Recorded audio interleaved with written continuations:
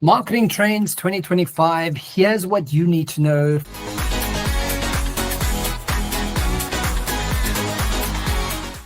Good afternoon and welcome to the Lifetime Series with me, Kim Brits, leading the charge with insights, information, and ultimately effective results. Joining me in today's marketing and leadership segment, marketing and communications expert and co-host Craig Page-Lee. How you doing, Craig? Kevin, I'm great, thank you. Yeah, hope you've had a good week. It was good to see you in person earlier this week when we were meeting at the production house to chat about the TV show. And then walking through the studios and seeing the size of the studios, it was a bit of a surreal moment. I was like, wow, like 2 years ago, we set out as an idea just off the top of it, like you just mentioned it in conversation. Here we are. Yeah, standing in the studios going, okay, cool. So this is where all the way is going to go down. So yeah, it was a fantastic kind of surreal moment for me. And what was really cool is the fact that they were shooting another reality show in the very same studios that we're going to be using. And you could get a feel of the magnitude of the space and see the equipment and technology at play and things like that. So yeah, it was an exciting moment indeed. Craig, so jumping right into today's show, I know that we are going to finish up on some stuff, but before we do, don't you want to just give us some context of what we've been chatting about? Yeah, absolutely, Kevin. Thanks. Correct. We're going to review the final 5 trends covered in Kantar's Marketing Trends 2025 report that was published to Kantar.com on the 6th of November 2024. So really good 10 trends and insights to take notice of this particular year. So to reiterate from last week, Kevin, the Kantar Marketing Trends 2025 report has been developed to essentially guide brands in understanding key marketing shifts, to help them anticipate these challenges, and to help them, in essence, make well-informed decisions for the future of their respective brands and organizations. So we covered the first 5 trends last week, these being Trend 1, the voyage to total video. Trend 2, social media needs to up and scale. Really interesting point there. Trend 3 was safety first. Generative AI has to reassure marketers. Trend 4, sustainability and marketing must merge, something that's been coming for quite a while. And then Trend 5, brands tap into creator communities, was a really wonderful end to the show because it just got to understand that, it's not just influencers, it's actually broader communities where the creativity and innovation is beginning to come to the fore. So for today, we're going to look at the final trends, that being Trend 6, starting off with Trend 6, woke and definitely not broke, the inclusion imperative. And I'm looking forward to sharing that. Trend 7, the puzzle of slowing population growth. Now, there were some really interesting, simple facts that came out of that particular trend for me. Trend 8 is stretching the limits of innovation. Trend 9 is retail media networks are evolving. Good to see RMN in the conversation again. And Trend 10 is live streaming, alive and picking. And I love these tips, Craig, because they're very applicable, from small micro business or micro enterprise all the way to, big enterprise and corporation. So I'm looking forward to some of the tips available that we are moving on to. Yeah. Yeah, Kevin, it nicely said, because it's very much around the micro to macro, and, marketers of all size businesses can most definitely take something really special away from this particular conversation. So let's jump into, kick off with Trend 6 today, Kevin, which is woke and definitely not broke, the inclusion imperative. So we note, Kevin, that despite the increasing evidence of its impact, marketers for some reason have underestimated inclusion as a strategic lever for growth. And I can honestly say that brands that continue to turn their back on total representation, including inclusion in their campaigns, are definitely the brands that are very quickly going to be eliminated from consumers' brand consumption repertoires. We learn here that our connected world is very much shaped by demographic shifts. Inclusivity is therefore increasing in importance as more and more people are putting their hand up and demonstrating that they care about it. According to Kantar's Brand Inclusion Index 2024, the perception of a brand's identity or at least diversity, and according to brand, let me tongue twister there if you don't mind. Yeah. The key standout point from this section notes that the perception of a brand's diversity and inclusion efforts influences buying decisions among almost 80% of people worldwide. I would never have guessed it was that significant, Kevin. And obviously, once understanding that point, we go, obviously, amongst Gen Z and Millennials, LGBTQ plus communities, people with thinking and learning differences, and obviously people with disabilities. So, 80% of the world's population are taking note of these aspects. Brands really need to lean in and be acutely aware of that. The report also notes that diversity, fairness, and inclusion are more important to high growth yet underserviced populations, with 89% deeming it important in emerging economies compared to 71% in developed economies. And it made reference earlier to the geographic influence there. There's a proof point right there. United Nations data notes that by 2050, Kevin, 1 in 4 people in the world is expected to be African. This Africanization of the world presents a unique opportunity for brands to connect with these diverse audiences seeking inclusivity and authentic representation. And that's not something that's going to happen overnight on this continent. We know some of the political challenges that go with trying to achieve that. So what does this really mean? Well, according to Valeria Piaggio, who's Kantar's global head DEI Sustainable Transform Practice, and Ndea Diagni, a bit of a French slant there, France Chief Commercial Officer of Insights, it means that a generational shift has to open the doors to a wider range of identities, while also creating a new culture that expects everyone to be welcomed and understood. In 2025, brands will need to embrace the inclusion imperative as more than just a tick box to predispose more people for future brand growth. And when I read that in the report, I really got thinking, about what does that actually mean for brands that are sitting in the United States, where, the Trump administration is put down a blanket sort of, almost prescription that you cannot be yourself if you fall into any one of these parallel classifications. So that really is an interesting space to watch. How are brands going to respond? And what is the administration going to do outside of this classification of you're either a male or female, Kevin? Craig, and I'm so glad that that's one of the conversations that's in this marketing space, because factually, to think that you're suddenly going to backtrack on how people identify and choose to identify in the world, they're not going to go away. We're not going to go away. LGBTQ plus people are not going to go away. Disabled people, they are unfortunately disabled people in the world. As corporations, we have to consider what that means. Part of that DEI that Mr. Mann went absolved in his, one of the things that people don't realize about removing DEI out of corporation, that includes paternal time for parents, for a father who's going to have time with his child. That falls under DEI. The woke nation is woke. They're not going to go away. Yes. And the inclusion imperative is exactly that, an imperative. High-performing teams don't just happen, they're built. And at the core of every successful team is a contagious identity. It's more than teamwork, it's a mindset. It's about creating a culture where collaboration is second nature, innovation thrives, and every member steps into their true potential. When teams embrace the correct mindset and contagious identity, they tap into something bigger, a shared purpose, aligned values, and an unstoppable moment that drives high-performing teams. Because when identity is contagious, every team member plays with passion and owns their impact, and thrives in an environment where growth isn't just expected, it's inevitable. A contagious identity is where power meets transformation. For more information, go to kevinbritz.com.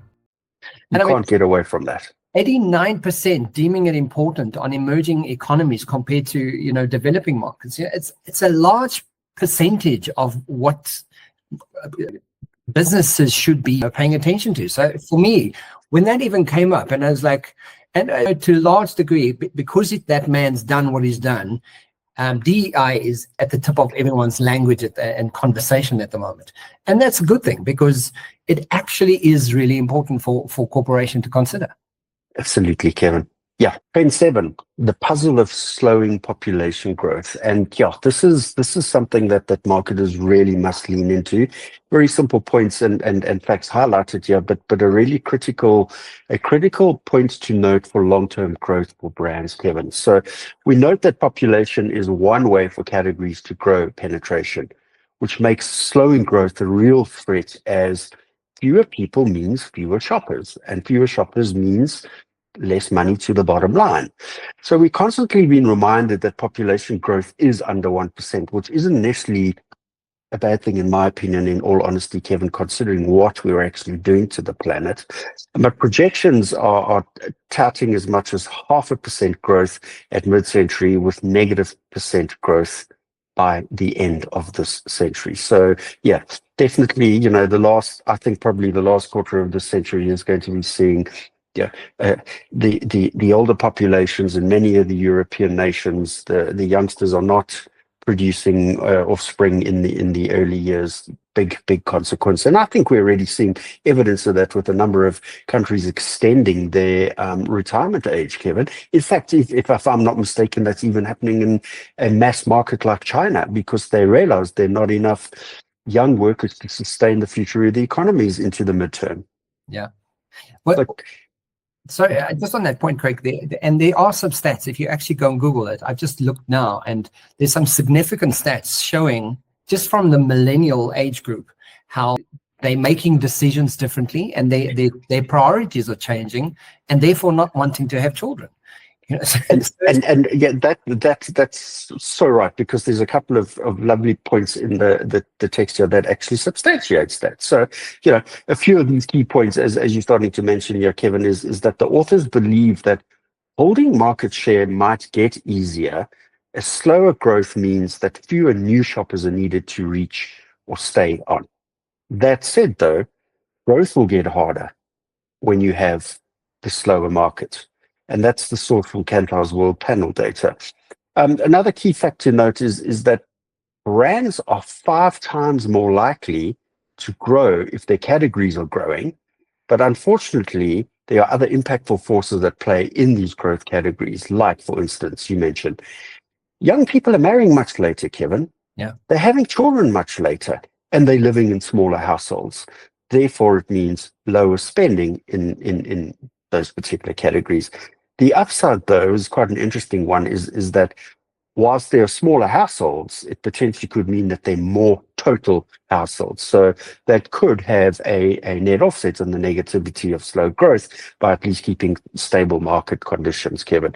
But in closing on this point, and according to the contributors, I think there were 3 or 4 in this particular panel here, Jay Walker-Smith, who's Knowledge Lead Consulting, Virginia Garavaglia, Global Marketing Director from the World Panel, and Nick Ross-Gower, who's the Chief Commercial Officer of World Panel. They note that faced with slowing population growth, brands will need to get up to speed immediately to leverage the growth accelerators identified in Kantar's blueprint for brand growth. And there are 3 key identifiers that at least accelerators that are noted here. The first being predispose more people, especially since no brand has maxed out on its penetration potential. And that's, that at least is a positive aspect for marketers. Be more present, especially to steal share.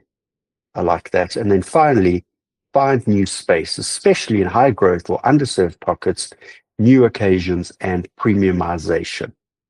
Yeah, great. And I just coming back to the impact that the population is having on they've considered to that degree, which is really important, because how do you steal share? Like they point out, how do you make sure that you are stealing your share of that market so that you still remain valid? And that's why, with a combination of AI and what marketing has to be paying attention to, and how to do that even better than they've ever done it before.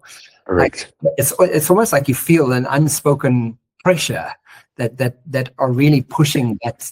And you do this all the time, so you speak to that. Absolutely, Kevin. But that's a beautiful segue to Trend 8, because Trend 8 is stretching the limits of innovation. And yeah, the standout trend, that at least the standout fact for this particular trend is that you stand to gain 2 times the chance of growth if you find new use for your range or brands, Kevin. Again, a Kantar's Blueprint for Growth 2024 source. We also note that more and more brands are stretching their product range offerings to reach these new pockets that they talk about around innovation and for incremental growth. And, you know, some of the great examples that they talk about, we're all familiar with these. Well, I most definitely are with the 3 referenced is Oreos and Ferrero actually pivoting into ice cream products to grow their occasional coverage. And yeah, both definitely are favorites of mine. Oral-B, it's investigating in more ways to expand their presence in the bathroom. And I love that term, is, you know, own the bathroom. From the likes of the battery-operated toothbrushes, which have been around for decades, to dental floss, to even now bringing product holders and wall units into the bathroom. So, you know, where's your dispenser standing? Where's the toothpaste standing? What are the jars standing on, etc.? So bringing product holders into that particular space. But then I think, you know, the exciting thing for the likes of Samsung is they definitely moved beyond their category limits to opening some convenience or retail stores in the US. Yeah. Not saying that they were never a retail brand, but if you walk into a Samsung store now, you see a much broader array of products in terms of, you know, the large box format house products are sitting in the retail stores in the mega malls, as opposed to the beauty of their, yeah, really good curated experience at a mobile store level. They're presenting the full household experience in a store these days as well, Kevin. Yeah. An important point for marketers to note here is that for larger brands that can't easily grow in other ways, Kevin, successfully stretching via innovation is never as simple as incrementality always comes with risk. So whilst it is the way to look into the future, there are cautionaries around it. Radically stretching into new territories must be undertaken with a very clear understanding of the overall complexities and challenges for that particular brand, but obviously understanding the opportunities in that new space. And yeah, we asked the question, what does this mean? Well, Kevin, according to contributors, again, there's a cohort of contributors here, Dr. Nikki Morley, who's the head of behavioral science and innovation expertise Insights Kantar, Ellen Wederman, Brazil Managing Director, World Panel, and Sandra Bergamo, EMEA Regional Director for Advanced Analytics, World Panel. They note that we know from our blueprint for brand growth that brands that find new space, take note, double their chances of growth. Brands with high penetration and strong probability of growth in the future have momentum to reimagine what their purpose can be and can stretch into new space to open new revenue streams. And doubling brand growth is really a great place to be, Kevin. Craig, and I think that's such an interesting sort of position to kind of mention in the awareness of what is that limit. Because if you look at the Oral-B, Oreo, the ones that you're mentioning, they are stretching into different areas and different things that people might potentially. But it's always that case of, how do you know that you're teetering over to like a space you don't belong? It's like, what are you like? And that could be quite a catch-22, but like, it's stretching is necessary. I like the point that you reference the fact of a space that you don't belong. In some instances, it is as clear as that it's a space you don't belong, versus others where it's maybe a stretch too far. And the reason I mentioned this one is it jumped out so apparently to me this morning, heading off to the office. I drove past a rather large-looking Mercedes-Benz van, pickup truck, you know. Not one of the commercial flatbed vehicles, which obviously we see around, very successful product there. But it was a bucky, in other words, a ute for the international audience listening. And I've never seen one on the roads in South Africa before. And it most definitely was a jar for me, because it wasn't pretty. And it was almost as if it was trying to copy the likes of VW, moving into the Amarok space, which that particular product at first, came under a lot of flack. And here was this vehicle, which is the first time I had seen one, not a pretty vehicle at all. And I just wondered what the potential depth of the market is for that brand stretch. Yeah, because you could potentially get it really badly wrong. You could like this is very wrong and it shouldn't happen. And for me, all the more so because Mercedes-Benz have just produced phenomenal vehicles design-wise in the last a decade to half a decade, and I really, big tick for innovation and design essence and bringing technology into the vehicles, and from hybrids to fully electric, phenomenal range of vehicles, and then seeing this jarring piece on the road, and for me that was a clear indication of a stretch, and maybe I'm wrong, but in my opinion a stretch too far relative to my affiliation with that particular beautiful brand. Yeah, I know it's and that's why all of these points that you're mentioning are like stuff that absolutely need to be considered, and how that's going to permeate your markets. It's very interesting. And again, it's about understanding the opportunity correctly there. Yes. Kevin, trend 9 is retail media networks are evolving. You heard me reference RMNs a few times, but I actually haven't seen much commentary around retail media networks in probably the last 6 months. So really good to see that this is sitting back in the top 10 trends for viewing. From this trend, we note that retail media networks encompass sophisticated retailer-operated digital advertising platforms that allow brands to reach highly targeted audiences through personalized ads on retailer websites, apps, and even in-store digital displays. And with that, they play a key role in helping brands be more present with consumers. And AI is most definitely going to have a really important role to play an influence on the RNMs moving forward, Kevin. I want to just share some stats on this trend here. And the studies show that retail, and you're going to be surprised again at the large percentages, retail media networks will account for almost 25% of all USA media ad spend in 2028. Yeah. That is significant.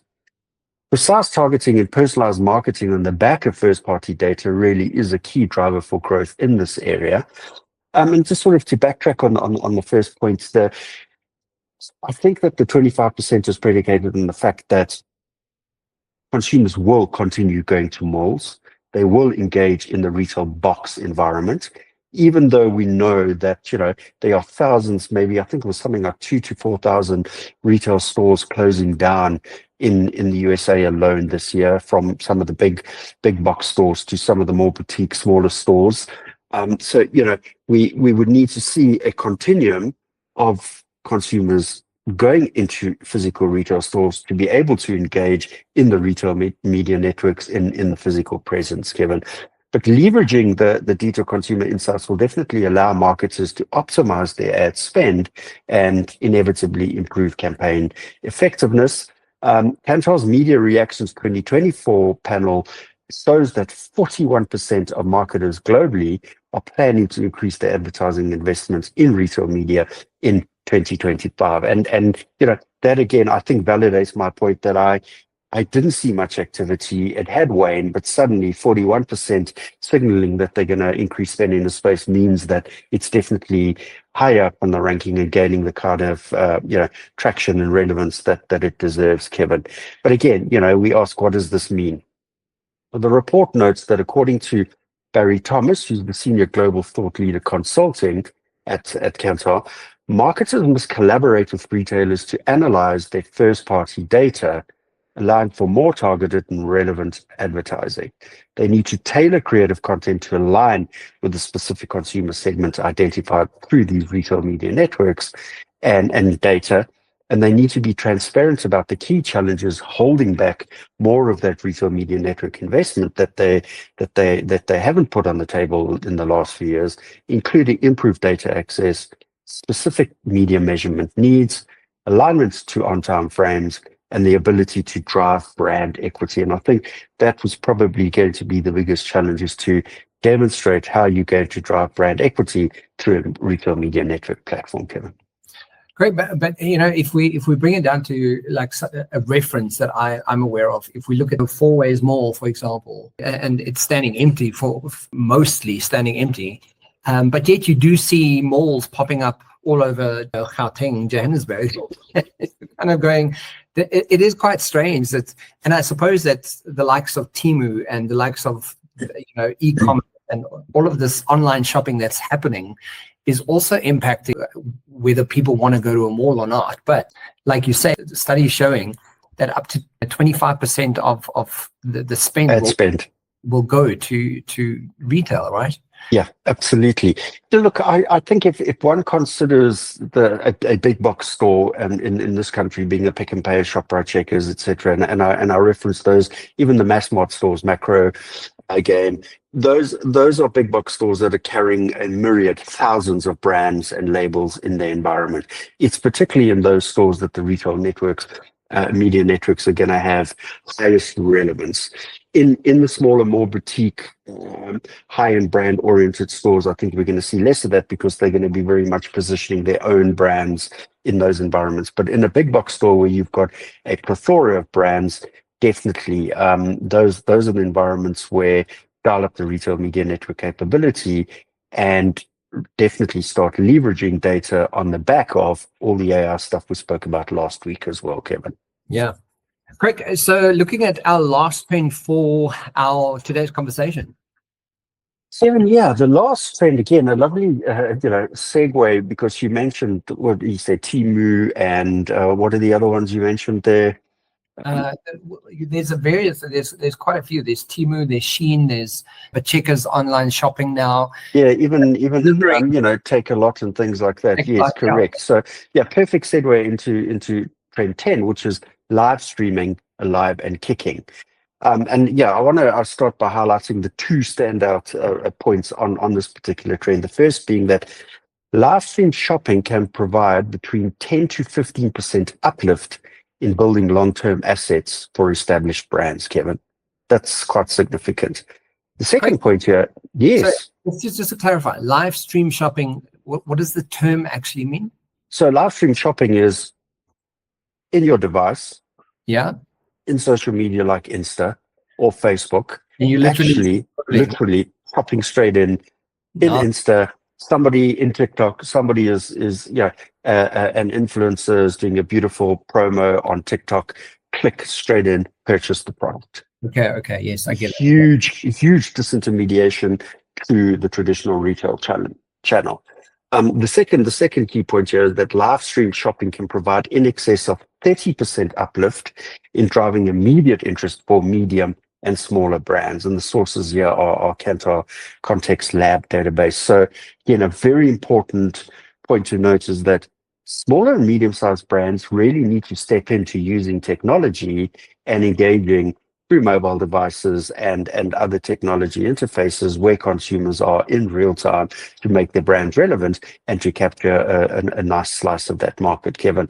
It also goes without saying that live stream shopping in China, you mentioned Temu and Shein, is definitely transformed commerce and brand building, with platforms like Taboo, Live, Douyin, and WeChat reaching half of that population for entertainment and shopping. You can see the principle of a big mall shoppertainment has gone straight into the handset, and you've got entertainment and shopping in one there as well.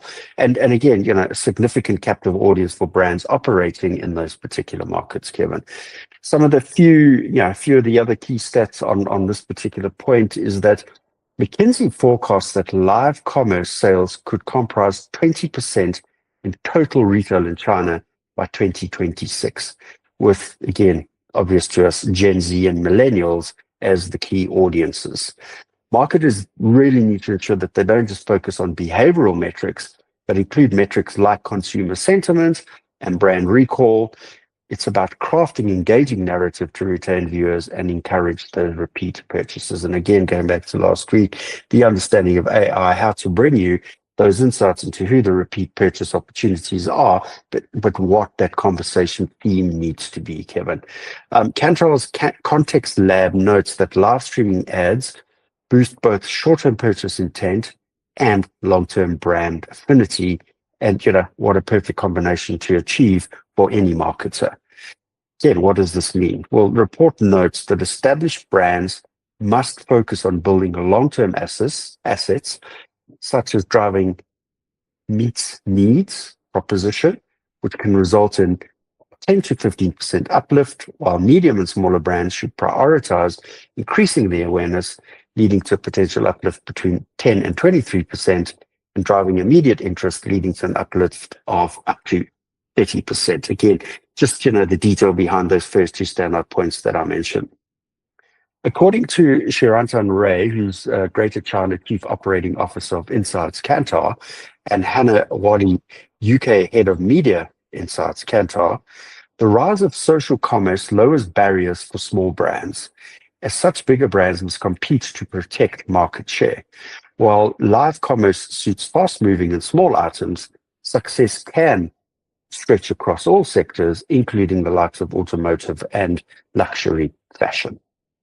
Craig, I think what's interesting as you're speaking through this is I absolutely agree that this is obviously something that a lot of brands are getting right, and some people get it right by chance. But it'd be interesting to have an expert on the show to unpack how to do this exactly. How do people actually do the live kind of scroll, and how do they use their channels and their platforms to be able to do this? Because I think to unpack it just a little bit more and give people insight would be so fascinating to see how do you do that and how do you do it effectively? Because I think it'd be, but yeah, I mean, I'm just thinking off the top of my head. No, I like that. I'm going to go and find us a sort of, a thought leader in this particular proposition in our market and see if they can come onto the show and give us a bit of an understanding on this. And I think maybe find somebody in the meta space in South Africa, because it covers off on a larger number of the platforms that are utilizing, at least promoting and enabling live streaming shopping. Well, one of the things that, and I don't know if it's similar, but it could be, but I just recently saw, so I'll share this with you. There's a South African who has a YouTube channel that's earning up to 200,000 Rand a month off his YouTube channel. And you're kind of going, okay, so like there's people right here doing this. And you're like, if we have them on the show, kind of going, how the hell are you doing this? Like, please do share the link with me. Send me the link with me. If he's an influencer, or if he's a content creator, or if he's a real master on live streaming shopping, I'd love to get to understand that and see if he's the relevant person to bring on the show. Yeah, absolutely. I'll share that with you. But in the summary of today's content, Craig, just to summarize those marketing trends 2025. Yeah, Kevin, thanks. So a reminder, the trends that we compiled, that the report compiles, is really to set in place to help marketers anticipate some of the industry challenges, to help them make more well-informed decisions for the future of their marketing efforts as well, Kevin. And yeah, the 10 trends listed, let me go through them again for you. Trend 1, the voyage to total video. Trend 2, social media needs to up its game. Trend 3, safety first. Generative AI has to reassure marketers. Trend 4, sustainability and marketing must merge. Trend 5, brands tap into creator communities. Trend 6, woke and definitely not broke, the inclusion imperative. Trend 7, the puzzle of slowing population growth. Trend 8, stretching the limits of innovation. Trend 9, the power of retail media networks is evolving. And trend 10, live streaming is alive and kicking. I love it. And guys, if you want to go and check out last week's insights on and in-depth conversation around the first 5 trends, go and check it out on the YouTube channel. Craig, and I found an interesting quote from Craig Davis, who's a renowned marketing and advertising expert. I had to find out who he was because I don't know Craig Davis, but his quote for today is, stop interrupting what people are interested in and be what people are interested in. And I'm like, That's lovely. yeah, stop interrupting it, rather just be it, right? And I think that talks nicely to that needs reference that we came across earlier. Stretch into new spaces, open your revenue streams, but definitely be the brand that talks to the needs of consumers, and then you can be what consumers want. So guys, that's the Marketing Trends 2025. Please remember to like and share, and tune into the Lunchtime Shares every Wednesday and Thursday for myself and Craig. Have a fantastic week. Craig, I will chat to you next week. Yeah, Kevin, have a good week ahead. Great to chat. Thanks a lot.